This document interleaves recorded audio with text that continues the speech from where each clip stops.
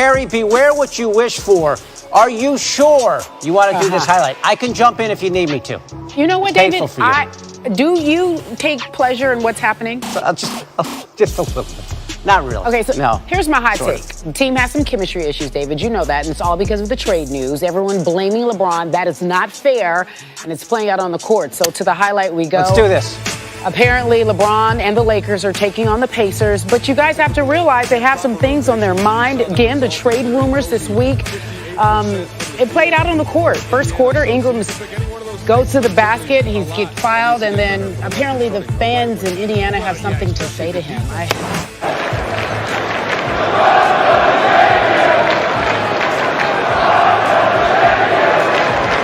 Yeah, I heard it. I've still made the free throws. I mean, I've been through and heard way worse things than that in my life. That's just fans being fans, and if you let that bother you, you're in the wrong sport. You're in the wrong sport. That's a good message, LeBron. Second quarter, Lakers trail by 11. LeBron gives to Kyle Kuzma. Kuzma, not really himself for obvious reason. Miscommunication between him and Chandler. Just over 2 minutes left in the half. Zubac gets in the lane. Yeah, Turner for the nice block. Turner looks good. Lakers now trail by 23 points. Huge. In fact, the largest halftime deficit. I'm having a hard time getting through this highlight, kids. So adjustments are not being made. Another rejection by Turner. Pacers are out and running on the fast break. And then Collison in the corner, he hits this three. What a great sequence for the Pacers. Lakers are struggling. 22 points for Turner, LeBron with 18. LeBron, after the game, we talked to you about what's going on. Your take, sir. I know it has to be tough on a lot of our guys, especially for young guys. Right now they've just never been a part of it, and they're hearing it every single day. Worst thing that you can do right now is be on social media, and I know all young guys love social media. That definitely can help. Obviously, it's everywhere. You can't really, not see it.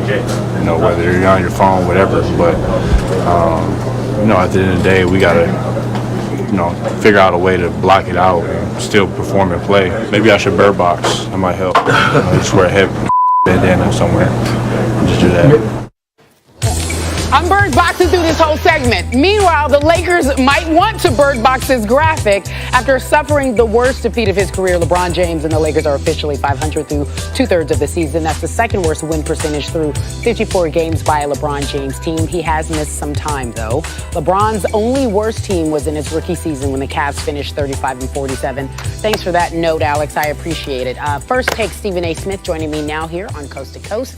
The pursuit of Anthony Davis by the Lakers has been made very public on both sides, but I've been listening to you on First Take, and I want you to describe how this is affecting the team and the franchise, and I'm talking about the Lakers. Well, first of all, the bottom line is that you got a whole bunch of guys that have never been through this before. LeBron has never been through it in his career, obviously, because you're not thinking about trading a LeBron James if you have him.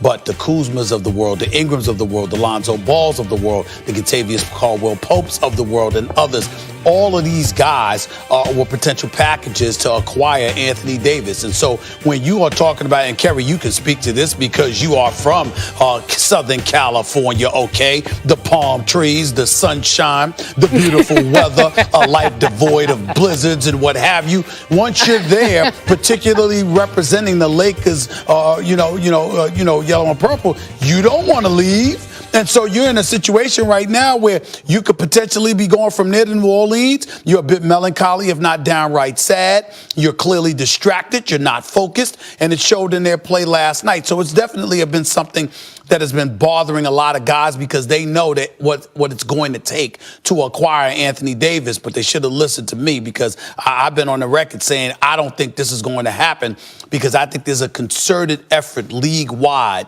to prevent the New Orleans Pelicans from capitulating to the Lakers' wishes and giving LeBron James and the Los Angeles Lakers Anthony Davis. It could still happen, but I sincerely doubt that it will. And I've been on the record stating that for the last couple of weeks now.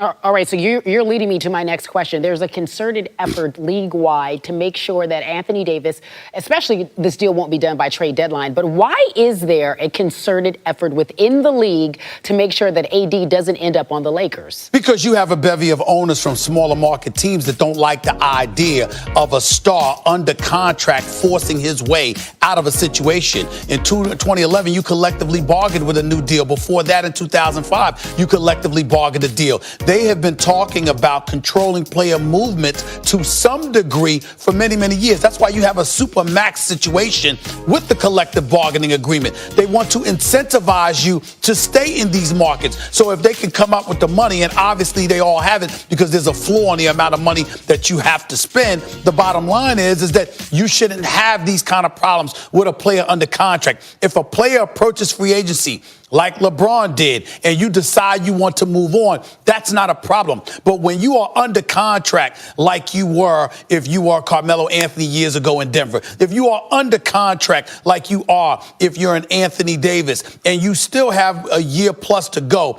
and you're able to force your way out of a team into a different market, then that spells doom in the eyes of a lot of these owners, and that's their problem. To sit up there and allow that to happen is something they are tremendously against, which is why Dell Demps has been getting calls. It hasn't just been from Magic Johnson and the Lakers trying to get a deal done. It's been from team officials, other team executives, others in the industry that are letting him know, you do this, you capitulate to the Los Angeles Lakers, LeBron James, Magic Johnson, etc.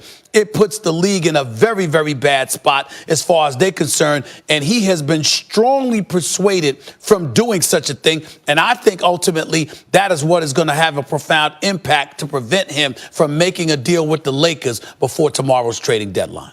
Yeah, just before tomorrow's trade deadline. Meanwhile, what LeBron said was true. If the young core is watching, stay off of social media. It's the worst thing you could do right now. Stephen A. Smith, thank you for joining us to put some clarity on this situation. I appreciate it. David, apparently you are happy.